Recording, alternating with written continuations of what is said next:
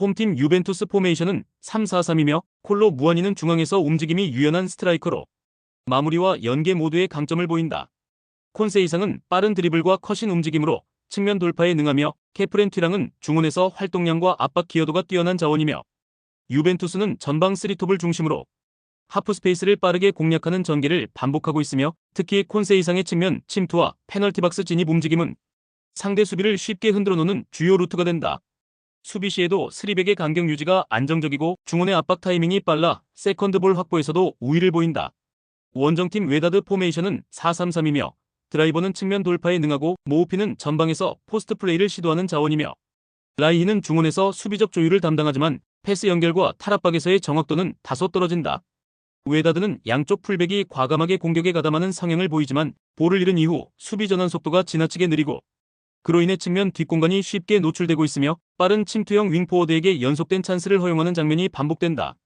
중원에서도 1차 저지선 형성이 늦고 수비라인과의 간격 조정이 일관되지 않아 뒷공간 커버에 구조적인 약점이 존재한다. 전체적으로 수비 대응 타이밍이 늦고 전술적 압박보다 개인 수비 의존도가 높은 불안정한 조직력을 드러내고 있다. 유벤투스는 콘세이상과 케프렌 튀랑 중심의 공격 루트가 명확하게 전개되며 3백 기반의 수비 안정성도 겸비한 팀이며 웨다드는 측면 수비 리커버리와 전환 속도에서 명백한 약점을 드러내고 있으며 전술적 응집력 부족 또한 실점 위기로 이어지고 있고 이 매치는 콘세이상의 돌파와 하프 스페이스 공략이 반복되며 유벤투스가 흐름을 쥐고 가는 시나리오가 유력하며 결국 조직력, 압박 타이밍, 전개 속도 모두에서 앞서는 유벤투스 쪽으로 무게가 쏠리는 매치다. 홈팀 레알 마드리드 포메이션은 4-4-2이며 음바페는 전방에서 폭발적인 스프린트와 결정력으로 중심을 잡고 있고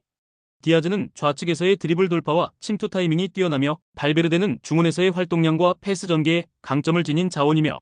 레알은 전반부터 높은 점유율과 빠른 템포로 경기를 주도하며 중원에서의 압박과 속공 전환이 날카로운 흐름을 만들고 있고 특히 4-4-2 전술 아래 음바페의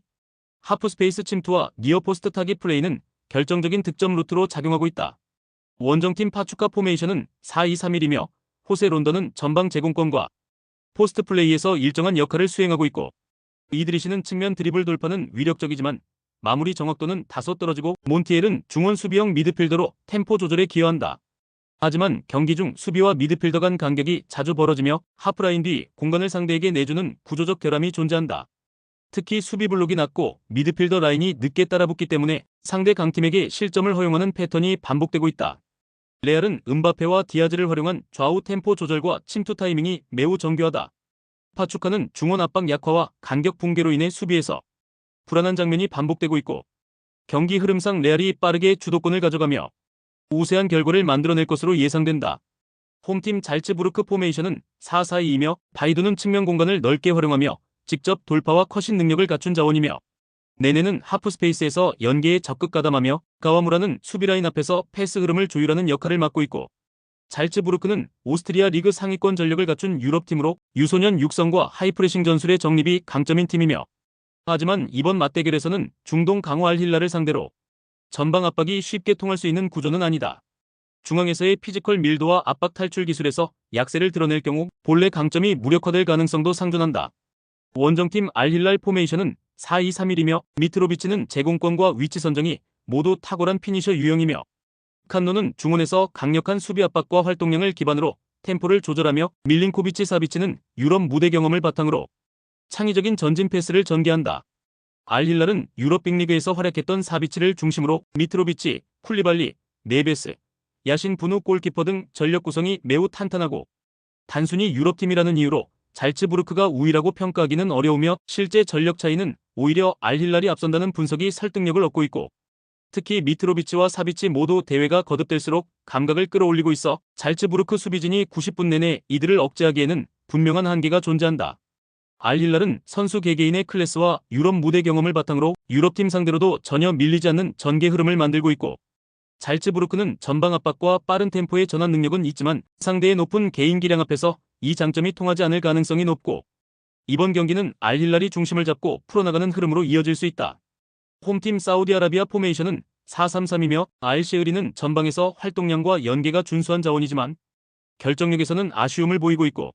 알사피는 좌측 윙에서 돌파 능력은 있으나 수비 전환 시 집중력이 흔들리는 경향이 있으며 알아부드는 중원에서 템포 조절 역할을 수행하나 유럽파에 밀려 실전 감각이 저하된 상태고, 사우디는 유럽 출신 용병들이 대거 유입된 자국 리그의 변화 속에서 국가대표 선수들이 경기 출전 시간을 확보하지 못하고 있는 상황이며,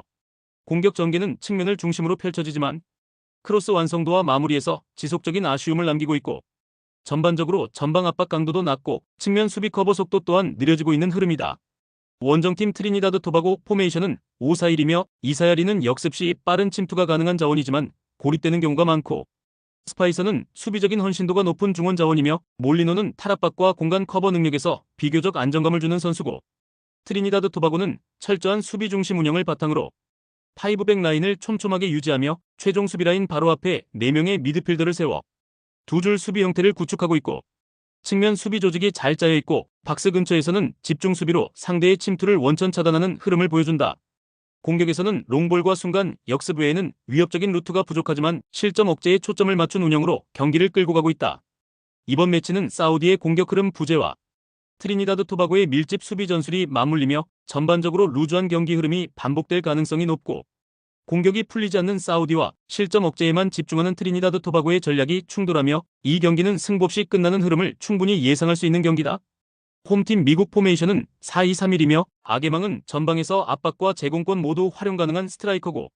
맥글리는 중원에서 안정적인 볼 배급과 경기 템포 조절을 담당하고 있으며 틸만은 이선에서 유연한 공간 침투와 중거리 슈팅으로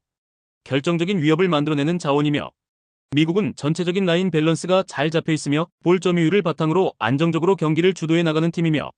특히 중원에서의 간결한 패스 흐름과 측면 크로스 패턴은 공격 전개의 핵심 축이다. 원정팀 IT 포메이션은 4-4-2이며 피에로는 빠른 침투를 통한 뒷공간 활용 능력이 있는 자원이며, 디드스는 측면에서 활동량이 풍부하지만 수비 가담에서 불안 요소가 많고, 장자크는 중원 압박 능력은 있으나 볼 연결과 전진성에서는 한계를 보이고 있고, 주전 수비수 두베른이 퇴장 징계로 결장하며 수비라인 안정감이 급격히 흔들릴 가능성이 크고, 라인 간격 유지가 어려운 상황에서 중앙 공간이 쉽게 열릴 수 있으며 전체적으로 압박을 견디는 조직적 완성도가 떨어진다는 약점을 드러내고 있다. 미국은 포지션 간 거리 조절과 전방 압박의 완성도가 매우 높은 팀이며, IT는 수비 핵심 결장과 함께 전술 대응력이 현저히 떨어지고 있으며 이 경기는 미국이 안정적으로 경기를 장악하고 승리를 가져갈 수 있는 전개 흐름이다. 홈팀 맨시티 포메이션은 4-2-3-1이며 홀란드는 박스 안에서의 결정력과 피지컬 우위를 동시에 갖춘 핵심 피니셔고, 베르나르도 실바는 중앙과 측면을 오가며 볼 전개의 연결 고리 역할을 수행하고, 마르무시는 세컨 라인에서의 공간 침투와 연계가 뛰어난 자원이며, 맨시티는 과르디올라 감독 특유의 전술 컬러를 바탕으로 볼이 있는 지역의 수적인 우위를 형성하며 점유율을 장악해 나가는 팀이며, 특히 측면과 하프 스페이스 구간에서 볼의 흐름을 유지하며 상대를 지치게 만드는 흐름을 전술적으로 반복하는 구조를 가지고 있다. 원정팀 R9 포메이션은 4-3-3이며 라바는 제공권을 통해 이선과의 연계를 시도하는 전방 옵션이며, 카쿠는 중원에서 볼 배급과 탈압박에 주력하고 있으며 아바스는 좌측 라인을 중심으로 빠른 침투와 컷신을 시도하는 유형이다. 하지만 R9은 전체적으로 점유율 경쟁에서 우위를 점하기 어려운 구조를 보이고 있으며 전방 압박의 강도 또한 일정하지 않고, 수비 라인이 얇아지고 체력이 떨어지는 후반 구간에서는 반복적인 뒷공간 노출이 발생할 가능성도 높아 보인다. 맨시티는 점유율 장악을 통한 체력 소진 유도와 볼 소유 흐름의 안정성 모두에서 탁월한 모습을 보이고 있고, R9은 맨시티의 템포 조절과 패스 회전에 대응하기엔 체력적, 구조적 부담이 큰 편이며 경기 흐름상 맨시티가 상대를 지치게 만들며 결과를 만들어낼 가능성이 크다. 홈팀 도미니카 공화국 포메이션은 5-4-1이며 로메로는 최전방에서 포스트 플레이에 집중하는 타입이지만 결정적인 찬스 창출 능력은 부족하고,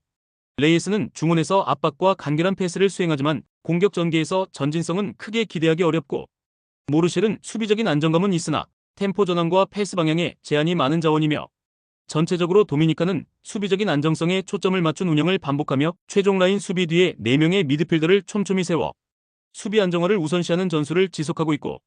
하지만 공격으로의 전환은 매우 더디고 역습 시도에서도 결정적인 침투 루트가 자주 끊기는 모습을 보여주고 있다.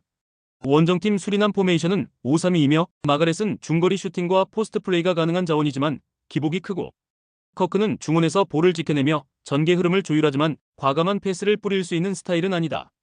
주비타나는 역습 시 빠른 침투를 보여주긴 하나 최종 마무리 단계에서는 완성도가 떨어진다.